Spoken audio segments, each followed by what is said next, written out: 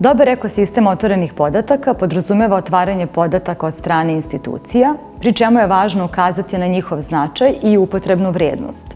Upotrebom otvorenih podataka moguće identifikovanje problema, a upravo ukrštanjem različitih setova otvorenih podataka moguće je doći i do njihovih rešenja. Otvaranjem podataka javni sektor obezbeđuje više nivo transparentnosti u radu, bolje informiše građane i stvara mogućnost dobijanja povratnih informacija o realnim potrebama korisnika. Otvaranje podataka poboljšava efikasnost rada javnog sektora i pojednostavljuje pristup javnim informacijama. RATEL od svog osnivanja prikuplja veliki broj podataka, obrađuje ih i prezentuje javnosti, te je među prvim institucijama koje su prepoznale značaj izgradnje ekosistema otvorenih podataka. Mi u RATEL imamo projekat u okviru kojeg su postavljeni senzori koji kontinualno mere nivo elektromagnetskog polja na fiksnim lokacijama od interesa, kao što su vrtići, škole i bolnice u gradovima širom Srbije.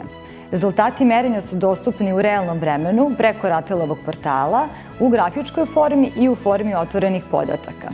Na ovaj način svi zainteresovani mogu da obrađuju podatke i upoređuju izmerene vrednosti polja.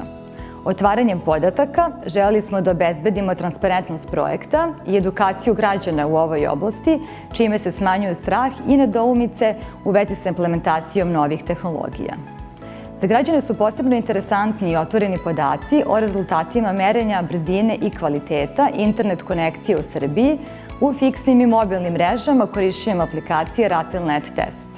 Isti skupovi otvorenih podataka postoje i u drugim zemljama Evrope, tako da javnost može lako da uporedi kvalitet interneta u Srbiji i Evropi.